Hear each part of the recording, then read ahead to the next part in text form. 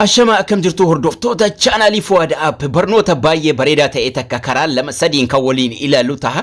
Akkaataa Facebookii keessan add friendii irra ka jiru add friendii irra jiraannaan nama 5,000 ol simachuu hin danda'u. Add friendii irra ka jiru kana karaa salphaa ta'e gara foolootti akkamitti deebisuu dandeenya ka jedhu namoota baay'eetu na gaafataa ture. Karaa salphaa ta'een add friendii irra kaasuudhaan gara foolootti deebisuu dandeenya. Kan waliin ilaalu ta'a obboleeyyan chaanalii Fuad App kanaaf haaraa taatan subscribe gurraachoftee jirtu kana sakandii tokko isinitti fudhata. Subscribe gurraachoftee jirtu kana subscribe gochuu hin dagatina. Sakandii tokko wuma takka isinirraa hin hir'isu beelis right gochuu hin dagatina. Akkasuma like-iinis wuma xiqqoo isinitti fudhatti waa takka isinirraa hin hir'isu. Subscribe, like, share hiriyoota keessaniif godhaa isiniin jecha akkamitti Facebook add friendii gara foolootti deebisuu dandeenya ka jedhu salphaatti isinitti agarsiisa. Karaa lamaan deebisuu dandeenya. Facebook irra erga seentanii booda profile irratti tuqachuun gara fuula ittaanuutti darbina.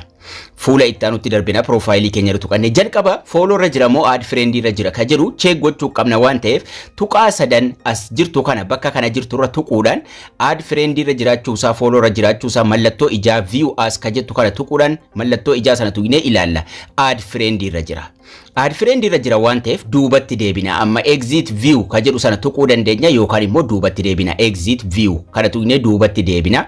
Sanaan booda profile dhuma keenya jala tuqaan sadii kun as jirti. Tuqaa sadan sana tuqanna. View as irra teenyee miti kan nuti taqannu duubatti deebineeti. Tuqaa sadan kana tuquudhaan inni jalqaba professional mode turn on professional mode ka jedhu kana tuqanna. Garuu Facebookin keessa lock profile irra jira taanaan turn on professional mode ka jedhu kana hin argitan. Lock profile ka jedhus asuma keessa jira. Lock profile sana off gochuu qabdu jalqaba. Lock profile kana turn off gochuu qabdu jechuudha jalqaba. Loki ta'ee jira taanaan profiling keessan hin agartan turn on professional mode. Kanaafuu jalqaba gaa tuqaa sadan tuqnee dhufne turn on professional mode irra tuquudhaan asitti turn on nuun jedha. Turn on ka jedhu kana tuquudhaan professional mode ni bannaa jechuudha. Turn on ka jedhu kana tuquudhaan banna. Turn on professional mode argachuuf garuu dirqama profiling keessan cufamaa ta'uu hin qabu. Lookii sana ilaaluu qabdu. Asirratti duubatti deebi'uu dandeessu yoo feetan next godhaa gara fuula duraa deemuudhaan asitti public suggested ka jedhu irra kaahuudhumaan gara next tuqanna. Ammallee next tuqna ammallee confirm ka jedhu kana asirraa tuqanna. Sanaan booda profile haala kanaan ammas leenuu fida. Ammas next jala tuquudhaan gara fuula ittaanuutti dabarfanna. Monetization story wantoota adda addaa qaba waan ta'eef jechuudha.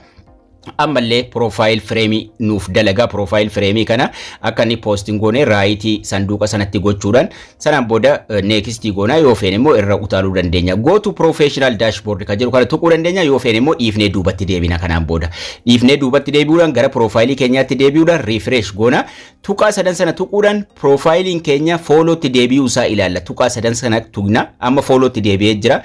View as ka jettu mallattoo ijaa tuqne ilaalla. Mallattoo ijaa as jirtu yeroo tuqnu duraan kan add friend irra ture amma gara followtti nuuf deebi'eera yookaan immoo follow irratti jijjiiramee jira jechuudha. Kanaafuu karaan inni tokkoffaan turn on professional mode yeroo singootan ofuma isaatiif follow irratti deebi'a. Kanaan booda follow ta'ee namatti mul'ata. Namni follow tuqa malee add friend hin qabu jechuudha. Karaan inni lammataa turn on professional mode yoo hin arganne exit goone ammallee duubatti deebina. Gara duubatti deebi'uudhaan maal goona turn on yoo dhabne yoo profiling keessa lookii ta'e turn on professional mode yoo qabaate haaluma kanaan gootu. Yoo dhabe garuu maal gootu duubatti deebitu. Gara homiitti deebi'uudhaan sarara sadan gubbaa jirtu kana tuqanna. Facebookin umarra seenna. Facebookin erga seennee booda sararri sadii gubbaa jirti. Sarara sadan sana tuqanna. Sarara sadan kana tuqachuudhaan gara settingii adeemnaa jechuudha. Settingii jalarraa deemuu dandeenya yookaan gubbaarraa settingii ka jettu kana tuqachuudhaan gara settingii adeemnaa jechuudha. Gara gajjallaatti gadi bu'uudhaan haala asirratti how people find and contact you ka jedhu kun ni jira. How people find and contact you ka jedhu kanarra tuqanna yeroo tokko asirra tuqachuudhaan gara fuula ittaanu deemnaa jechuudha. Asirratti jalqaba irratti who can send you friend request ka jedhu everyone irra jira. Akkuma isin amma argitan kana everyone irra taa'ee jira. Everyone irra kaasuudhaan maalirra keenya friend of friends ka jedhu irra keenya. Everyone kanarra tuqna filannoo lama nuu kenna. Everyone friends of friend irra jira. Friends of friends ka jedhu kanarra keenya. Yeroo nuti achirra keenye kanaan booda followtti deebi'a. Amma friends of friend tahee jechuudha. Sanaan booda duubatti deebi'uudhaan follow irratti deebi'uu isaa ilaalla. Kanuma qofa goone public irraa kaafnee friends of friend itti goone profile keenya irra tuquudhaan gara profile keenya deemna. Follow mo add friend dha isa jedhu akka nama biraa taanee ilaaluudhaaf tuqaa 3 tuqnaa jechuudha. Jala sana tuqaa 3 tuquudhaan view as ka jettu kan mallattoo ijaa tuqanna. Inni kun egaa karaa lammaffaadha jechuudha. View as yeroo tuynu follow irratti jiramoo friend irra jira isa jedhu akka nama Facebook nama biraatiin ilaalaaruutti mallattoo ijaa sana tuyne yeroo laallu follow irratti deebi'ee jira jechuudha.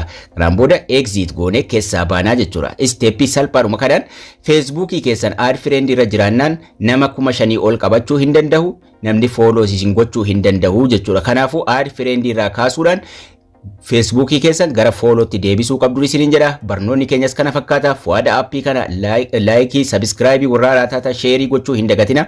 Barnoota itti aanuun haga walitti deebinutti turtii gaarii nagayaan tura.